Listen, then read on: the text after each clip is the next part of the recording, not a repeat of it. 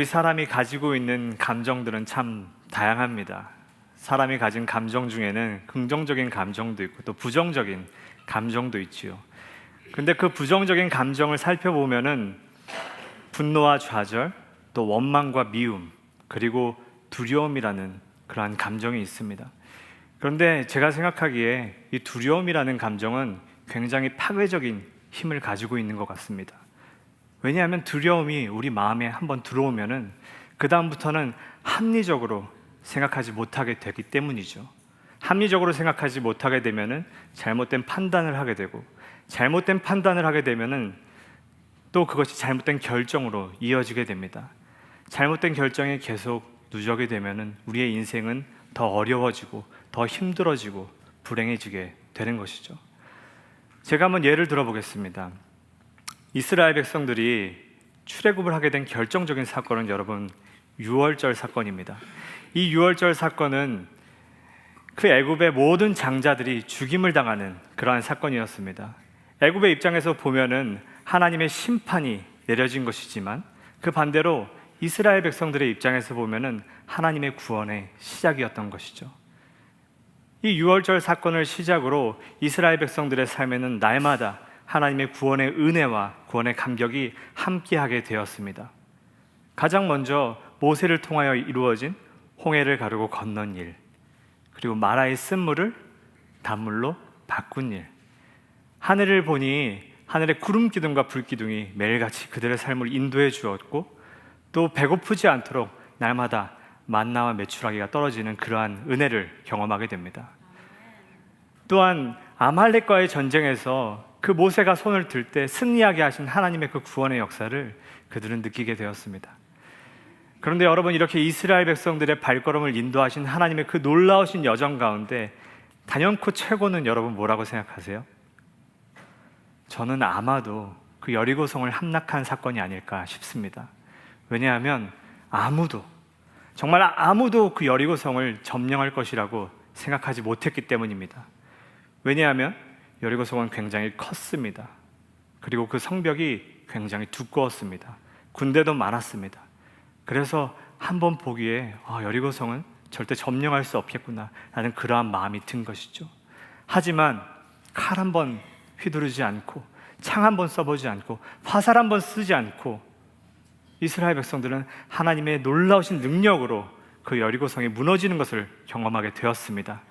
그리고 그 사건을 통하여서 이스라엘 백성들은 아마 엄청난 짜릿한 경험, 감동의 경험을 했을 겁니다.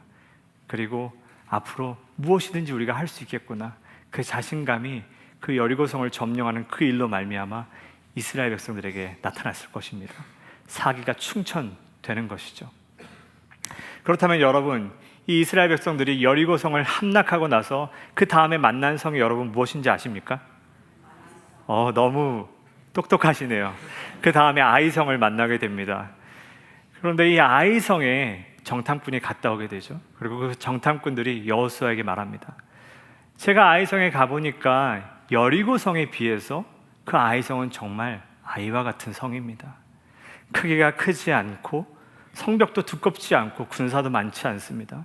그러니까 전군을 출동시켜서 그 성을 함락할 필요 없이 단지 2-3천 명의 군사만 보내면은 우리가 너끈히 그 성을 이길 수 있을 것 같습니다 라고 보고를 합니다. 여호수아가 듣기에 이 정탐꾼들의 발언이, 이 보고가 일관성이 있고 신빙성이 있어서 그럼 그렇게 하라 이야기를 합니다. 전쟁이 시작됩니다. 그런데 여러분, 그 전쟁이 예상처럼 흘러갔을까요? 그렇지 않습니다. 이 아이성, 별거 아닌 것 같았던 아이성 군대와 싸우는데 점점점 수세에 몰리더니 결국 36명의 사상자를 내고 완전히 참패하고 도망치게 됩니다. 이 일이 이스라엘에게 엄청난 충격으로 다가온 것이죠. 그런데 문제는 이 사건 이후에 이스라엘 백성들이 보인 반응입니다. 우리 함께 여호수아서 7장 5절의 말씀을 함께 읽도록 하겠습니다. 시작. 아이 사람이 그들을 36명쯤 쳐 죽이고 성문 앞에서부터 스바림까지 쫓아가 내려가는 비탈에서 쳤으므로 백성의 마음이 녹아 물같이 된지라. 마음이 녹아서 물같이 된지라. 여러분, 성경에서 이 마음이 녹아서 물같이 됐다, 영어로는 became like water라고 표현이 되어 있는데요. 이 물같이 되었다라는 것은 굉장한 두려움을 표현하는 이 성경의 표현입니다. 정말 너무나 두려워서 한 발자국도 움직이지 못하고, 여러분 그런 경험 있으시잖아요. 손끝에 모든 기운이 빠져나가는 그러한 느낌.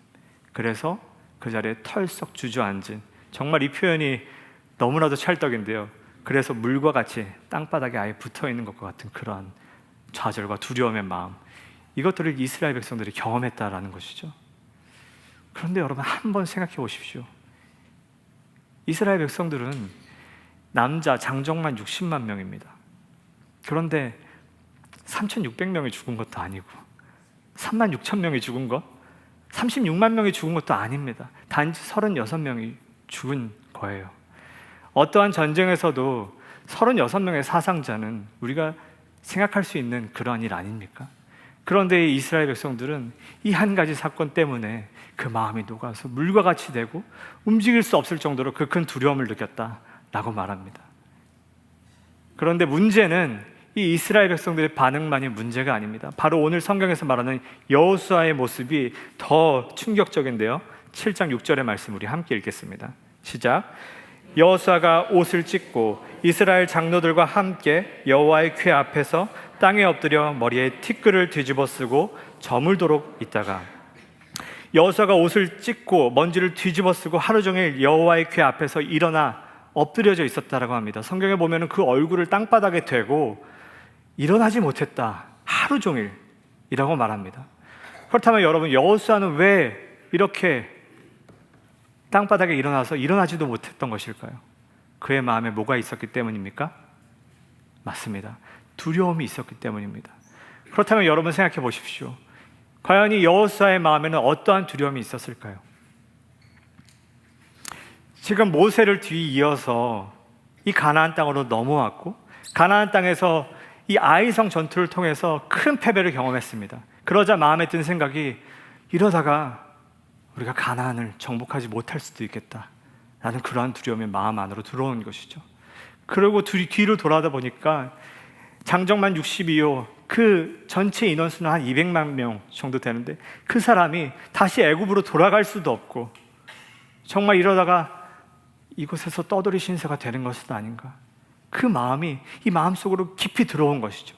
그래서 이 여호수아는 절망하며 두려워하며 그렇게 하루 종일 땅바닥에 누워서 일어날 생각도 못하고 두려움 가운데 내버려져 있는 것 아닙니까?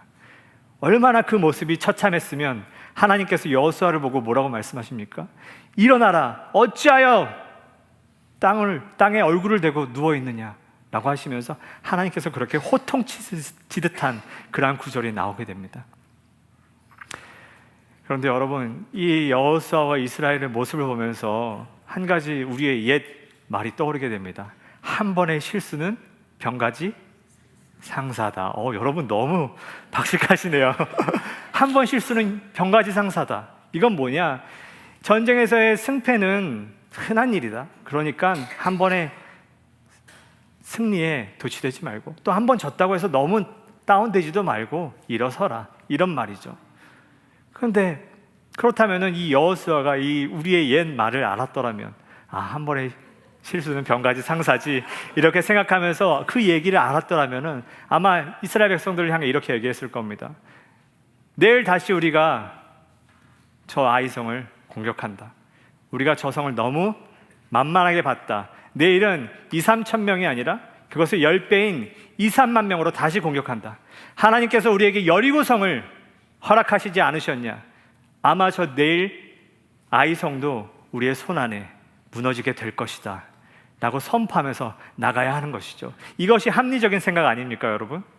그런데 이 마음에 두려움이 찾아오면은 아무리 믿음의 사람, 여호수아라고 할지라도 그러한 생각을 하지 못하고 땅바닥에 그렇게 고개를 쳐박고 하루 종일 누워있을 수밖에 없는 겁니다. 이 두려움이란 감정은 사람으로 합리적인 생각을 하지 못하게 만드는 것이죠. 오늘 우리는 두려움에 빠진 두 번째 사람, 디모데를 만나게 됩니다.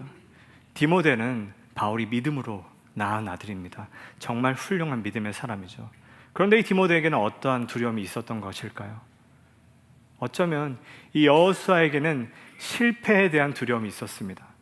그렇다면 이 디모데는 무슨 두려움이 있었을까요? 디모데는 사람에 대한 두려움이 이 디모데 안에 있었습니다.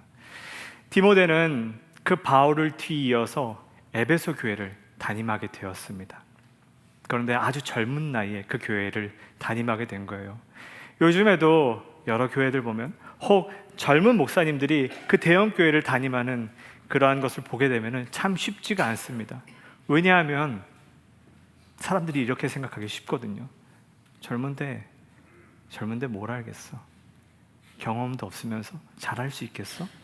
라는 그러한 의심의 눈초리를 보내기도 하거든요. 아니나 다를까 그건 2000년 전에도 똑같았나 봅니다. 그래서 바울이 이 디모데를 향하여 이야기할 때 디모데전서 4장 12절에 뭐라고 합니까? 사람들이 너의 연수함을 업신여기게 하지 마라.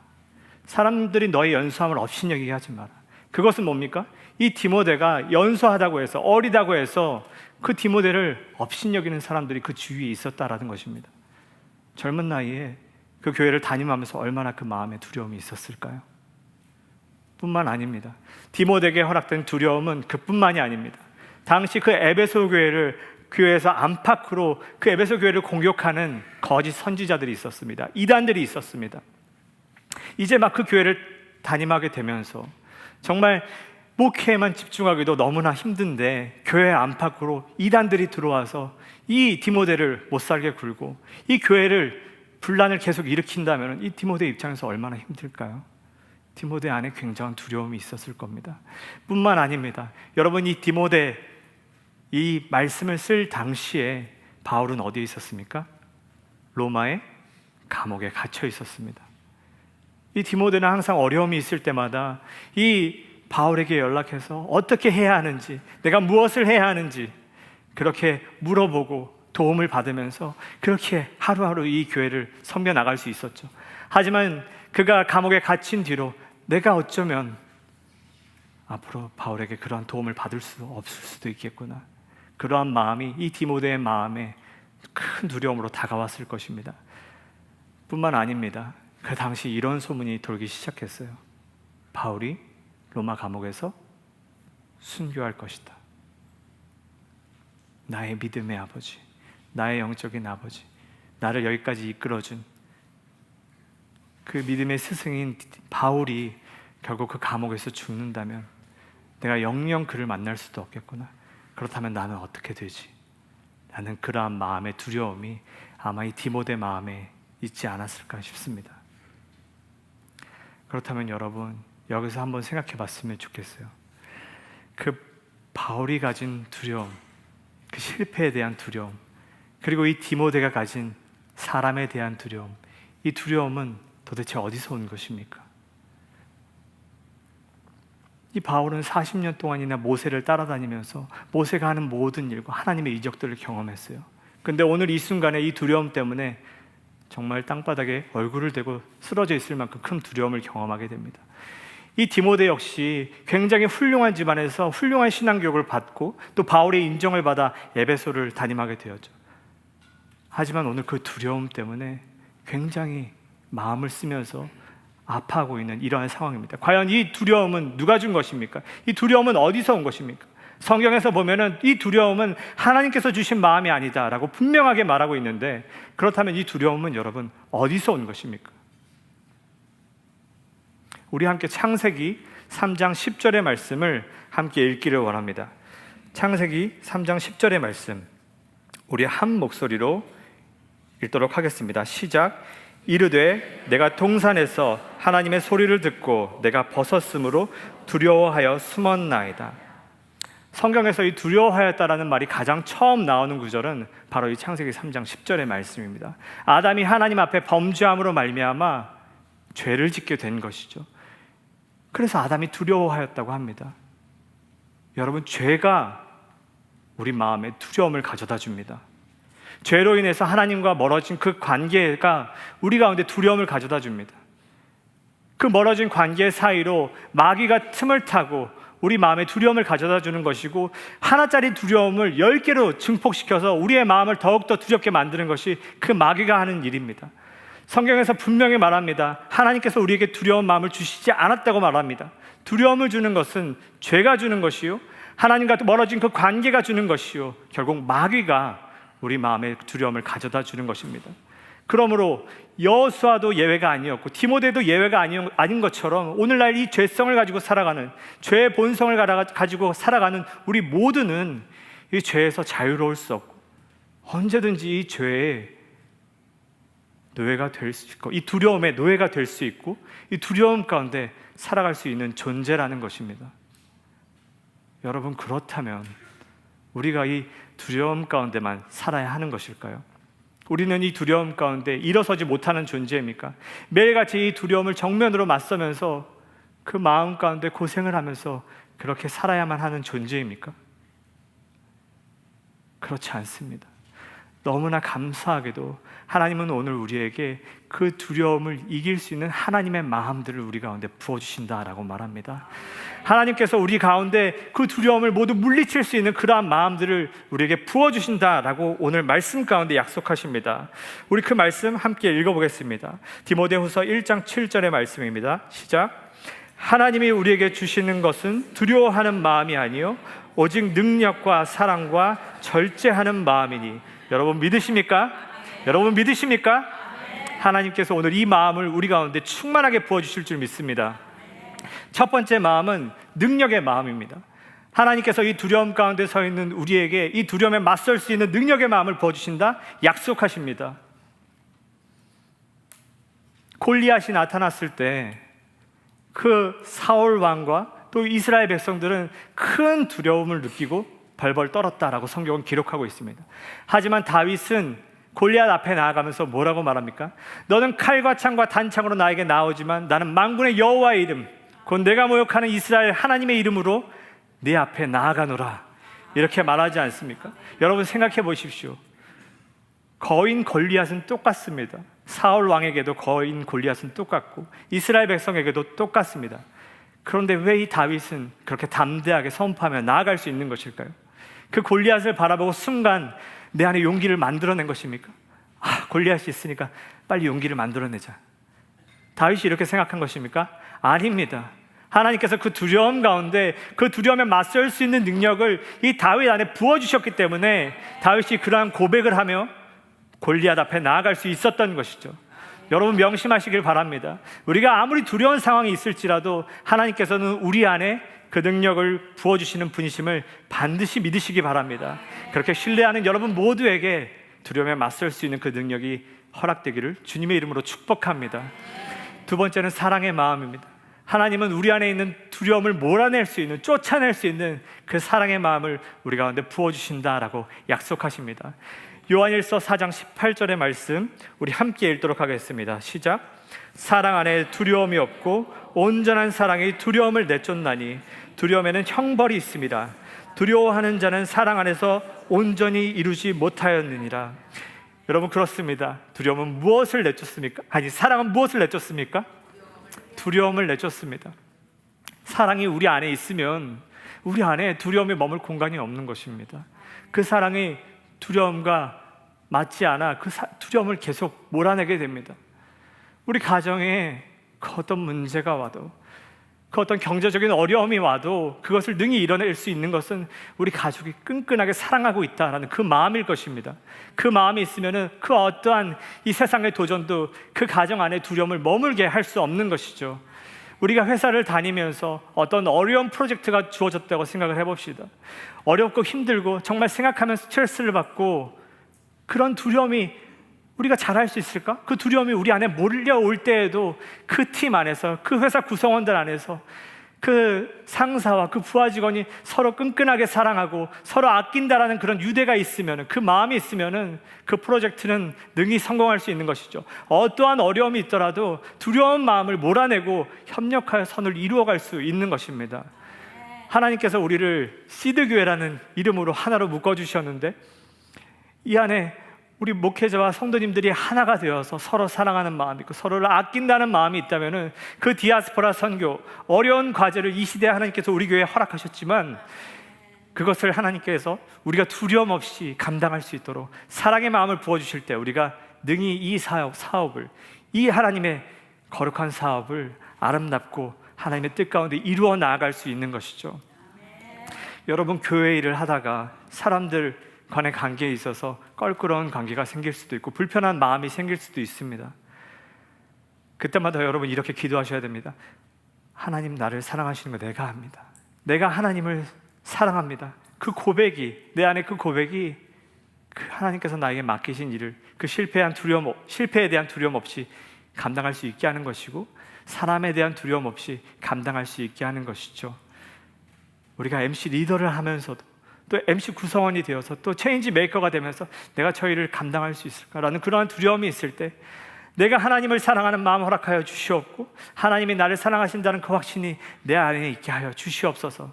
이 사랑의 마음이 그 모든 두려움을 물리치게 되는 것입니다. 이제 새로운 생업을 시작하신 분들도 있고 새로운 사업을 시작하신 분도 계실 겁니다. 그런데 이 불경기에 이것이 잘 될까? 이러한 두려움이 나타날 때가 있고, 시시때때로 변하는 이 경제 상황 가운데 우리는 자신 없이 그것을 마주할 때가 있죠. 하지만 그때 이렇게 고백해 보십시오. 하나님께서 나를 사랑하시기 때문에 나에게 이 일을 시작하게 하셨다. 이 고백이 여러분 그것을 성공적으로 능히 감당할 수 있는, 또 그 어려움 가운데 하나님의 길을 보게 되는 그 놀라운 역사를 여러분 가운데 허락하게 될 것입니다. 하지만 만약에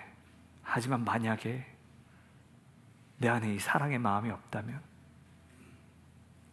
계속해서 그 두려움의 마음은 내 안에 머무르게 될 것이고, 그 두려움의 마음이 내 안에 머물게 되면은 하나님께서 이 일을 맡기시면서 여러분에게 허락하셨던 그 모든 은사와 그 모든 은혜와 그 모든 재능이 한순간에 소멸될 수 있음을 여러분 분명히 기억하십시오. 그래서 오늘 바울이 디모데에게 뭐라고 합니까? 내가 다시 한번 너를 안수해서라도 네 안에 있는 그 은사를 부릴 듯 일어나게 하고 싶구나 라고 디모데를 향하여 말하지 않습니까? 디모데가 그 두려움 때문에 그 에베소 교회를 담당하면서 바울의 그 안수를 통하여서 그 받게 된 그 놀라운 재능과 그 은사들이 지금 다 소멸된 것입니다. 그런데 바울이 그 점을 알고 그 두려운 마음을 알고서 이렇게 얘기한 것이죠. 내가 다시 한번 안수를 해서라도 너 안에 있는 은사를 부릴 듯 일어나게 하고 싶다. 그런데 여러분, 이 기도가 우리에게도 필요합니다. 하나님, 나에게 사랑의 마음을 부어주시옵소서. 내가 기도합니다. 내 안에 사랑의 마음을 부어주시옵소서. 그래서 하나님이 내 안에 하나님을 향한 첫사랑을 회복하여 주시옵고, 나에게 일을 맡기시면서 허락하셨던 그 재능과 하나님을 향한 사랑과 또 이 은사와 이 놀라운 은혜를 다시 한번 내 안에 부릴 듯 일어나게 하여 주시옵소서. 이렇게 기도해야 하는 것이죠. 이렇게 기도하는 여러분 모두에게 하나님의 그 사랑의 마음이 풍성히 채워지기를 주님의 이름으로 축복합니다. 마지막은 바로 절제의 마음입니다. 하나님은 이 두려움을 컨트롤할 수 있는 절제의 마음을 우리 가운데 부어주십니다. 여러분, 오늘도 운전을 멀리서 하고 오신 분들 계시죠? 100마일, 또 지금 산호세 가신 분들은 그보다 훨씬 더 많은 그 마일수를 운전해서 가셔야 할 텐데요. 우리가 이 먼 거리를 운전하면서도 마음에 두려움이 없는 이유는 뭡니까? 바로 이 핸들 때문입니다. 왜냐하면 이 핸들이 내가 원하는 방향으로 움직이거든요. 오른쪽으로 꺾으면 차가 오른쪽으로 가고 왼쪽으로 꺾으면 차가 왼쪽으로 갑니다. 그런데 여러분, 얼마 전에 비가 억수로 내렸죠? 또한 지금 이정환 성도님 말씀 들어보니까 그 네바다주 리노에는 눈이 사람 키만큼 왔다고 합니다. 그러한 빙판길을 우리가 지나갈 때면 여러분 어떻습니까? 갑자기 핸들을 왼쪽으로 돌리는데 핸들이 말을 듣지 않을 때 하면서 마음에 두려움이 찾아오지 않습니까? 그것은 왜 그렇습니까? 내가 컨트롤하는 대로 이게 내 뜻대로 되지 않기 때문입니다. 하지만 여러분, 만약에 두려움이 우리 가운데 찾아올 때 우리가 이것을 내 뜻대로 컨트롤할 수 있다면 어떨까요? 그러면 이 두려움도 더 이상 두려움이 되지 않는 것이죠. 저 멀리 치워버릴 수도 있고, 이것은 아니야 라고 하면서 그 두려움을 물리칠 수 있는 것이죠. 제가 어릴 때 굉장히 두려워했었던 때가 있습니다. 그래서 정말 밥도 먹지 못하고 정말 며칠을 누워있으면서 그렇게 끙끙 앓았던 적이 있어요. 근데 그때마다 저희 아버지께서는 제 머리에, 저에게 다가오셔서 제 머리를 쓰다듬어 주시며 기도를 많이 해주셨죠. 그리고 말씀하셨습니다. 서구야, 새가 네 머리 위를 날아갈 수는 있지만 네 머리에 집을 짓지 않게는 할 수 있지 않니? 두려운 마음이 너의 마음 가운데 올 수는 있어. 하지만 너가 그 두려움이 더 이상 집을 짓지 못하게 너가 그것을 치워버릴 수 있다. 하나님께 그 마음을 달라고 해. 그 마음이 바로 절제의 마음이야 라고 하시면서 아버지가 그 말씀을 해주셨습니다. 그것이 저에게 얼마나 큰 힘이 됐는지 몰라요. 그래서 제 마음에 두려움이 들 때마다 하나님 이 두려움을 컨트롤할 수 있도록, 이 두려움을 금방 쫓아내버릴 수 있도록, 이것은 진짜가 아니지 않습니까? 제 마음에 절제의 마음을 주시옵소서. 더 이 두려움이 나아가지 않도록 하나님 제 마음에 절제의 마음을 주세요 라고 기도했던 적이 있습니다. 여러분, 두려움 앞에 있는 우리 모두에게 하나님께서 이 절제의 마음을 가득 부어주시기를 주님의 이름으로 축복합니다. 디모데에게 이 사람에 대한 그 두려움의 마음이 있었던 것처럼, 그리고 이 바울에게, 아니 이 여호수아에게 이 실패에 대한 두려움이 있었던 것처럼 오늘을 살아가는 우리에게도 그 두려움의 마음은 아마 예외가 아닐 겁니다. 그 두려움의 마음이 우리 가운데 항상 존재할 겁니다. 여러분, 그런데 그럴 때 가장 중요한 것은 뭐냐면은 우리가 무엇을 할 수 있는지, 또 우리가 무엇을 해야만 하는 것인지, 그것을 우리가 빨리 판단하는 것이 중요합니다. 이 두려움의 마음이 우리 가운데 왔을 때 우리가 반드시 해야 할 것은 무엇입니까?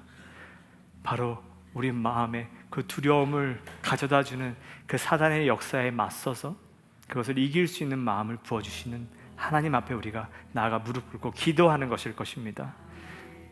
우리가 하나님 앞에 이렇게 기도해야 됩니다. 하나님, 두려움에 맞설 수 있는 능력의 마음을 내게 부어주시옵소서.